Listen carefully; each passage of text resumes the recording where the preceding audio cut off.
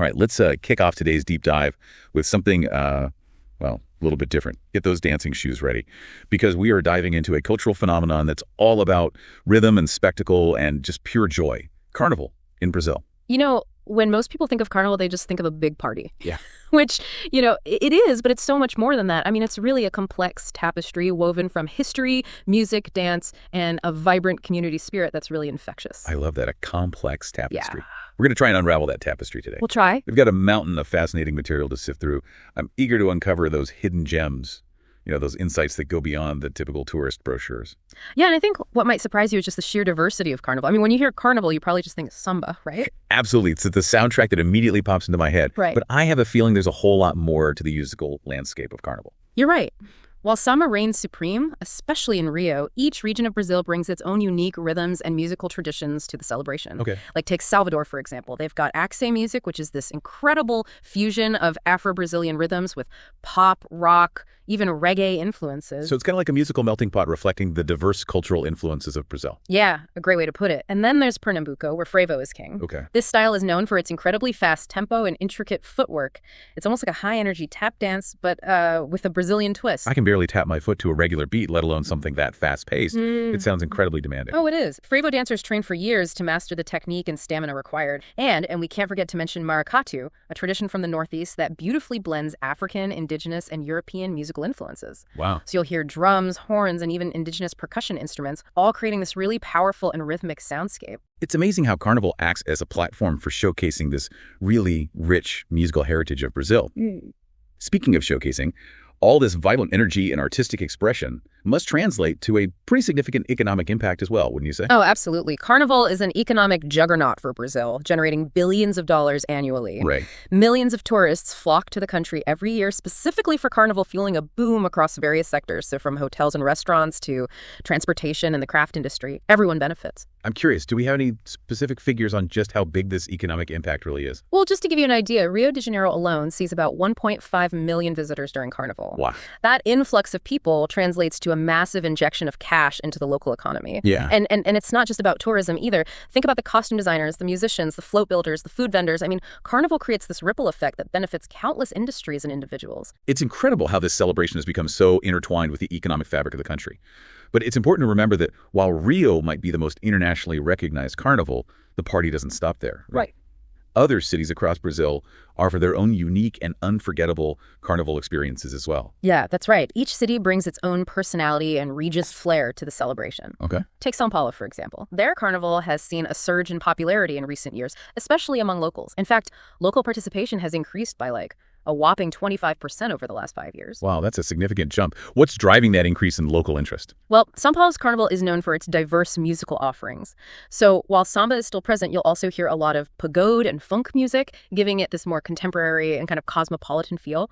Plus, they have a strong emphasis on street parties and blocos, which are these informal, neighborhood-based gatherings that are really accessible and fun for everyone. That sounds like my kind of party. But let's not forget about Salvador, a city that's practically synonymous with carnival energy. Oh, Salvador is a force to be reckoned with. They had over 2 million people participate in their carnival in 2020, making it one of the largest street parties on the planet. Oh, wow. They're famous for their trio elétrico, which are essentially giant sound trucks that parade through the streets, blasting music and creating this massive mobile dance party. I can only imagine the energy. And I bet Axe music is the soundtrack of choice there. Absolutely. Axe is the heartbeat of Salvador's carnival. It gets everyone moving, from the young to the young at heart. I'm feeling the FOMO already.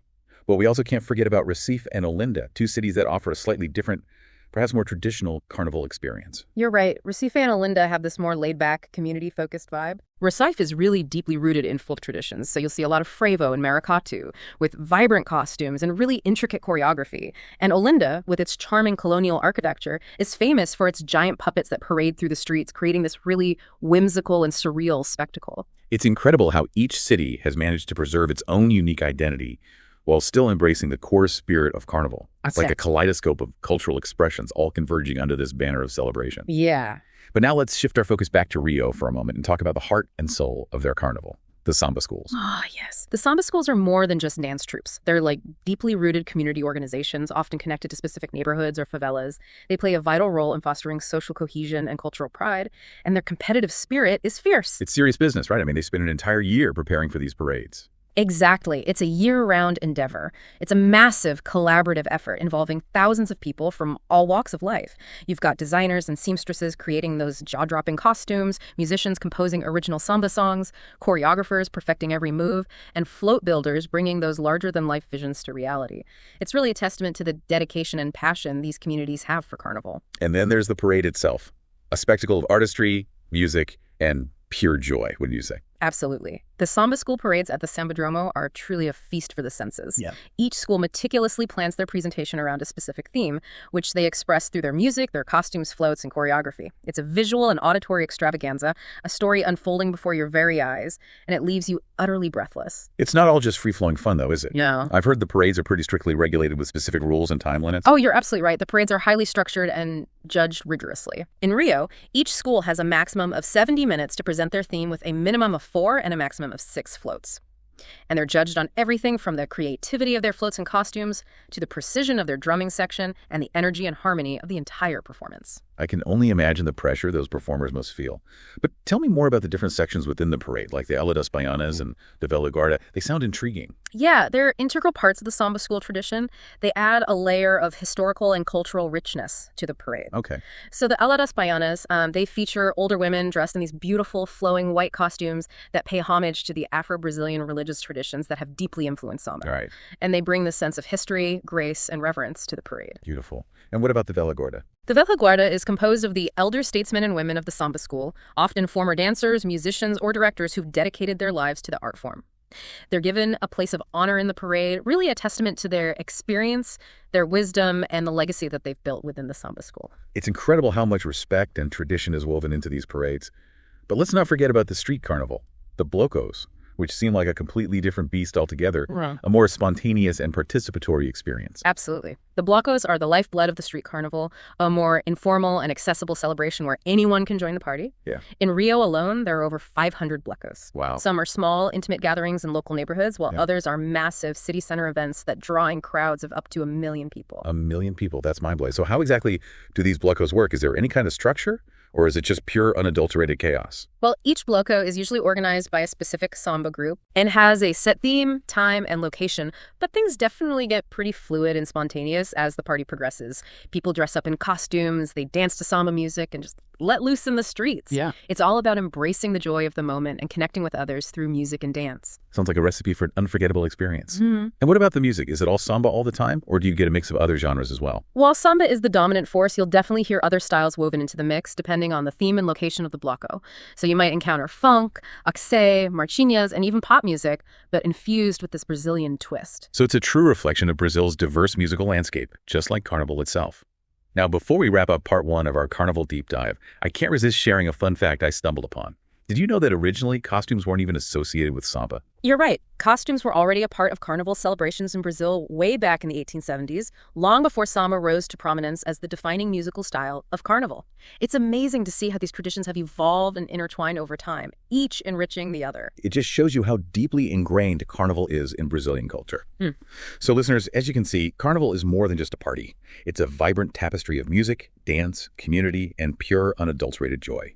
And we've only just scratched the surface.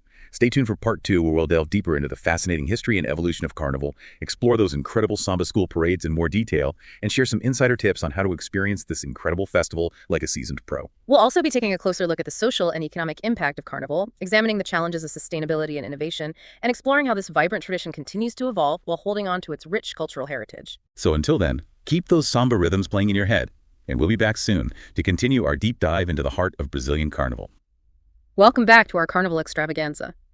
In part 1, we explored the incredible diversity of music and dance that fuels the celebration, and we touched on its massive economic impact and the unique ways different cities across Brazil put their own spin on the festivities. Now, I'm really curious to dig into the historical roots of Carnival. Where did this whole elaborate spectacle even come from? Well, you might be surprised to learn that Carnival's origins can actually be traced back to ancient pagan festivals. Really? Yeah, specifically the Roman festival of Saturnalia. Okay. This was a celebration of the winter solstice, a time for feasting, revelry, and a bit of social role reversal, kind of like a sanctioned period of letting loose before getting back to the realities of everyday life. So are we talking togas and chariots here? How did this ancient Roman party evolve into the feather-filled, samba-fueled extravaganza we know today? Well, it's a fascinating journey through cultural exchange and adaptation. During the Middle Ages, Carnival became associated with the pre-Lenten celebrations in the Catholic calendar. Okay. Lent, for those who might not be familiar, is a period of fasting and reflection leading up to Easter. So Carnival became this last hurrah of indulgence before the austerity of Lent set in. That makes sense. A final blowout before the fasting and introspection begins. But how did Carnival make its way from the streets of ancient Rome and medieval Europe to the shores of Brazil? Well, Carnival arrived in Brazil with the Portuguese colonizers in the 17th century. Okay. And as with most cultural imports, it quickly absorbed influences from indigenous and African traditions, resulting in this uniquely Brazilian blend of festivities. So right from the start, it was a cultural melting pot, blending European traditions with the vibrant cultural landscape of Brazil. I'm curious, what were those early carnival celebrations in Brazil like? Did they resemble the carnival we know today? In the beginning, carnival celebrations in Brazil were more subdued and formal, reflecting those European influences. Think masked balls, elegant processions, and a touch of European flair. However, over time, African rhythms and dances began to seep into the festivities, injecting them with this new energy and dynamism. This cultural fusion was really the turning point that set the stage for the carnival we know and love today. So this is where samba enters the picture. Exactly. Samba emerged as a popular musical genre in Rio de Janeiro in the late 19th and early 20th centuries. It was this vibrant fusion of African rhythms, European melodies, and a dash of Brazilian flair. Okay. Samba's infectious energy and improvisational spirit were a perfect match for the spirit of carnival, and it quickly became the soundtrack of the celebration. So samba really revolutionized carnival, transforming it from this somewhat formal affair into this explosion of music, dance, and unbridled joy. Yeah. But let's delve a little deeper into those samba schools we talked about earlier. Yeah. How did they come to play such a central role in shaping the modern carnival experience? The samba schools, as we know them today, emerged from the working-class neighborhoods of Rio de Janeiro in the 1920s and 30s. Right. They weren't just dance troupes, they were community hubs, often with deep ties to specific neighborhoods or favelas. Right. They provided a space for people to come together, play music, dance, and celebrate their shared cultural heritage. So they were more than just entertainment. They were really vital social and cultural institutions within their communities. Exactly. And as samba's popularity soared, so did the samba schools. They began organizing more elaborate parades, complete with costumes, floats, and this fierce sense of competition. This was really the birth of the samba school parades as we know them today. And how did those early samba school parades compare to the massive productions we see today at the Sambadromo? Well, those early parades were much smaller and more informal affairs. They took place in the streets of Rio, really vibrant expressions of community pride and artistic passion. Yeah. But as the parades grew in size and complexity, the need for a dedicated space became apparent. That's where the iconic Sambadromo comes into the picture. Ah, the Sambadromo, that architectural marvel designed specifically for the samba school parades. Mm-hmm. Tell us more about it. The Sambadromo was the brainchild of renowned Brazilian architect Oscar Niemeyer. Oh, wow. And it opened its doors in 1984. It's a massive open-air venue, essentially a 700-meter-long parade runway flanked by spectator stands that can accommodate over 70,000 people. It's really a spectacle unto itself, a stage designed to showcase the artistry and grandeur of the samba school parades. Sounds absolutely incredible. I can only imagine the energy and excitement radiating from that stadium during a parade. It is. But let's shift gears for a moment and revisit the economic and social impact of Carnival. We touched on it briefly before, but I'm curious to delve a bit deeper. Sure. So we've already established that Carnival is an economic powerhouse for Brazil, generating billions of dollars in revenue annually. Right. But its impact goes far beyond just tourism. It fuels a whole ecosystem of industries, from costume design and music production to food and beverage services and transportation. And the jobs it creates, both directly and indirectly, are vital to many communities, especially those in the creative industries. So it's not just about the money. It's about sustaining livelihoods and supporting a vibrant cultural ecosystem. Exactly. Carnival is deeply intertwined with the social and cultural fabric of Brazil. It's a time for people from all walks of life to come together, celebrate their shared heritage, and really bridge social divides. The music, the dance, the costumes, they're all expressions of creativity, resilience, and a profound sense of community. It's a powerful reminder that Carnival is about so much more than just partying. It's a celebration of identity, a testament to the enduring spirit of the Brazilian people. Yeah. But as with any event of this magnitude, there are challenges, right? Right. What about sustainability and the environmental impact of Carnival? That's an important consideration.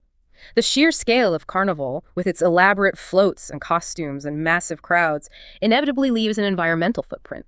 But in recent years, there's been this growing movement towards more sustainable practices. Many carnival organizations are taking steps to reduce their impact, from using recycled materials and costumes and floats to minimizing waste generation and promoting responsible tourism. So it's about finding ways to celebrate responsibly without compromising the environment. Absolutely. Some samba schools are even going a step further and incorporating environmental themes into their parades, raising awareness about climate change and the importance of protecting Brazil's natural heritage. That's awesome. It's inspiring to see how Carnival is being used as a platform for positive change. Now let's talk about something a little more lighthearted. hmm Those incredible costumes. The craftsmanship and the artistry are just mind-blowing. Yeah, the costumes are a feast for the eyes, a riot of color, feathers, sequins, and just sheer creativity. They play a crucial role in storytelling, visually bringing to life the themes and narratives of the Samba School parades. Each school has a dedicated team of designers and seamstresses who pour their hearts and souls into creating these stunning works of art. I've heard some of those costumes can cost a small fortune. How do the Samba schools finance these elaborate productions? It's a combination of factors. Samba schools rely on sponsorships, ticket sales from the Sambadromo parades, government funding, and fundraising events throughout the year. But just as important is the dedication of the community. Countless volunteers contribute their time, skills, and resources to help create the costumes, the floats, and all the elements that make the parades so spectacular. It's a testament to the community spirit that drives Carnival. Now, I'm curious about the more personal side of Carnival. We've all seen those images of passionate couples dancing in the streets. Is Carnival a time for love and romance in Brazil?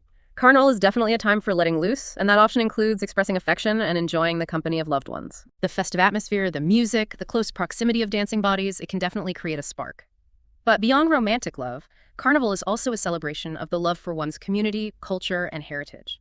It's about coming together and sharing that joy with everyone around you. That's a beautiful way to put it. Now, we've talked a lot about Rio, but let's circle back to those other amazing Carnival celebrations happening across Brazil. What are some standout features that make each city's Carnival unique?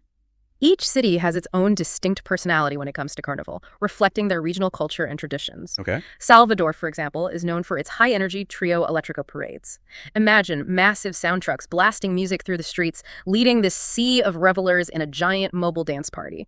It's an experience unlike anything else. And what about Recife and Olinda? They seem to offer a more traditional and folkloric take on Carnival. You're spot on. Recife's Carnival is deeply rooted in folk traditions, particularly frevo and maracatu, dance forms with African roots.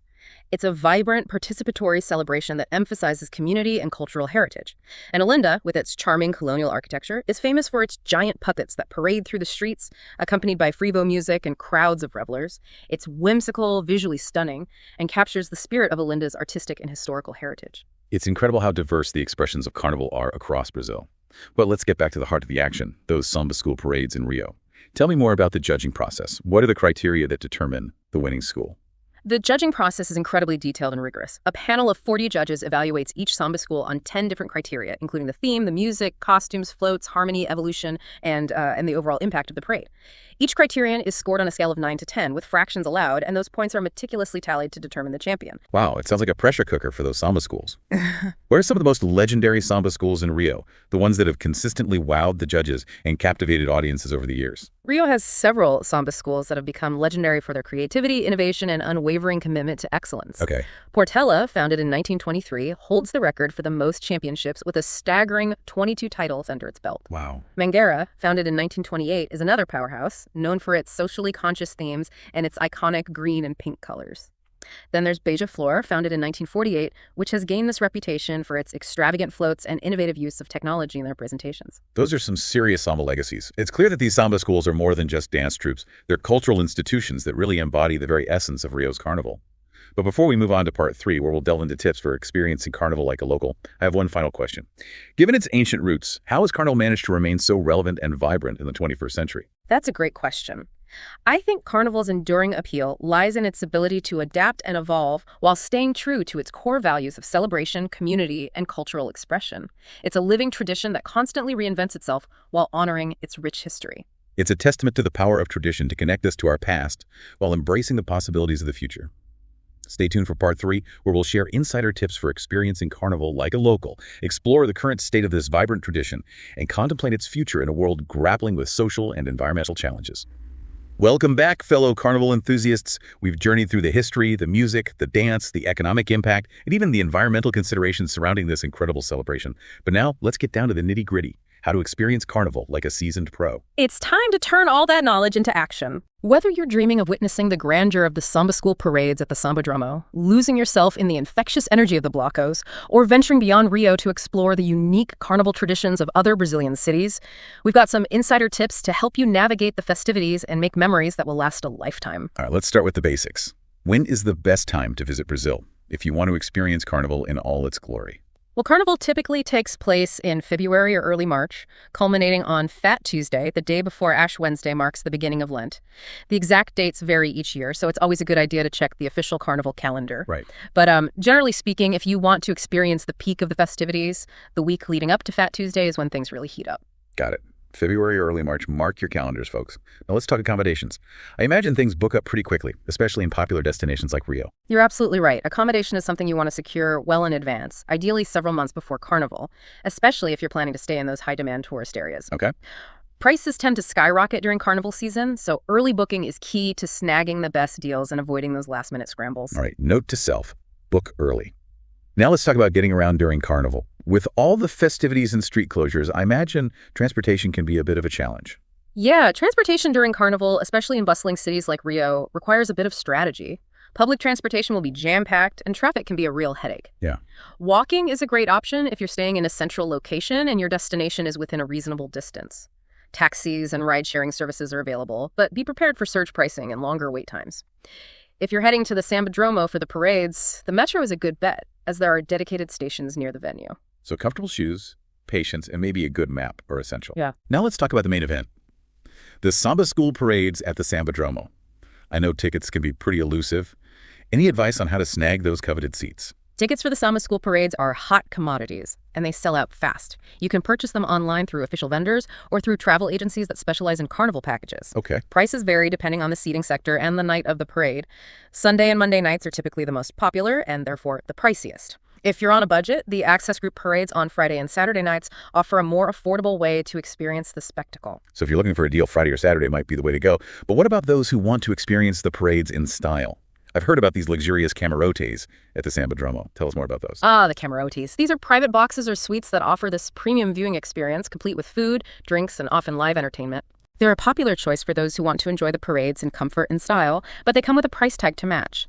If a camarade experience is on your Carnival bucket list, book well in advance, as these exclusive spots tend to disappear quickly. Sounds like a VIP experience for sure. Now let's move on to the street carnival, the Blocos. With over 500 Blocos happening all over Rio, how do you even begin to choose which ones to attend? That's the beauty of the Blocos. There's something for everyone. Yeah. You'll find Blocos catering to all tastes and interests, from small neighborhood gatherings to massive city center events. Do some research beforehand. Check out online guides and local listings to see what's happening in different areas. Consider the theme, the music, the crowd size, and the location to find Blocos that align with your vibe. With so much going on and so many people out and about, safety is probably a top concern, right? Right. Any tips for navigating the Blocos and having a positive and safe experience? Absolutely. Safety is paramount during Carnival, especially in crowded and energetic environments like the Blocos. Be mindful of your surroundings, keep your valuables secure, and don't flash large amounts of cash. It's always wise to let someone know where you're going and when you expect to be back. Stay hydrated, especially if you're dancing in the heat, and most importantly, be respectful of others. Embrace the spirit of fun and let loose. Solid advice. Now, we can't talk about Carnival without mentioning the costumes. What are some tips for rocking those Carnival looks and expressing your inner Carnival spirit? Costumes are an integral part of the Carnival experience, and there are no fashion police here. Good. Whether you opt for a full-on feathered extravaganza or a simple, colorful outfit, embrace the spirit of fun and self-expression. You can find ready-made costumes all over the city, or get creative and design your own masterpiece. Just remember, comfort is key, especially if you plan on dancing the night away. Choose breathable fabrics, comfortable shoes, and don't forget those accessories, hats, masks, and glitter. Glitter is always a good idea. Now, all this dancing and celebrating is bound to work up an appetite. What are some must-try culinary delights during Carnival? Carnival is a time to indulge in all the senses, and Brazilian cuisine offers a tantalizing array of flavors. Yeah. Street food is a big part of the experience, so be sure to sample some classic treats like acarajé, which is a deep-fried black-eyed pea fritter that's a staple in Bahia, and pastel, a savory pastry filled with various deliciousness. Right. For a refreshing drink, you can't go wrong with a caipirinha, Brazil's national cocktail made with cachaça, sugar, and lime. And for a sweet treat, try brigadeiro, a chocolate truffle that's a Brazilian favorite. I'm getting hungry just thinking about it. We focused a lot on Rio, but I want to circle back to those other incredible Carnival celebrations across Brazil. Any tips for experiencing Carnival in cities like Salvador, Recife, or Olinda? Absolutely. Each city has its own unique flavor and traditions, so do your research beforehand and choose destinations that align with your interests. Salvador's Carnival is renowned for its high-energy trio electrico parades, while Recife and Olinda offer a more traditional and folkloric experience, rich in frevo and maracatu. No matter where you choose to celebrate, embrace the local customs, be respectful of the culture, and get ready to immerse yourself in the festive spirit. It sounds like there's a Carnival experience out there for everyone. Now, as we wrap up our deep dive, I want to touch on the future of Carnival. We've discussed the challenges of sustainability and the constant drive for innovation. How do you see this vibrant tradition evolving in the years to come? Carnival is a living, breathing tradition that's constantly evolving and adapting to the times. The key to its future lies in finding that delicate balance between preserving its rich cultural heritage and embracing the need for sustainability and innovation. Many carnival organizations are already taking strides in that direction, incorporating eco-friendly practices, using technology to enhance the experience, and even using the platform of Carnival to raise awareness about important social and environmental issues. It's encouraging to see how Carnival is evolving while staying true to its roots. Now, before we say goodbye, I have one last question. What is it about Carnival that captures the imagination and draws people from all corners of the globe to Brazil? I think it's that potent combination of joy, creativity, and community that sets Carnival apart. It's a celebration of life in its purest form, a chance to shed inhibitions, embrace self-expression, and connect with others in a way that transcends cultural boundaries. The music, the dance, the costumes, the parades, they all weave together to create this immersive experience that speaks to our shared human desire for connection, celebration, and pure, unadulterated fun. Beautifully said. Carnival reminds us that even amidst the challenges of the world, there's always room for joy, creativity, and the power of human connection. So whether you're planning your next Carnival adventure or simply dreaming of experiencing it one day, let the spirit of this vibrant celebration inspire you to embrace life's richness and seek out those experiences that ignite your passions. As we conclude our deep dive into the heart of Brazilian Carnival, we encourage you to continue exploring, learning, and connecting with the world's diverse cultural tapestry. And remember, the most important tip for experiencing Carnival is to come with an open heart, a willingness to embrace the unexpected, and a readiness to let the rhythms of samba move your soul. Until next time, keep that Carnival spirit alive.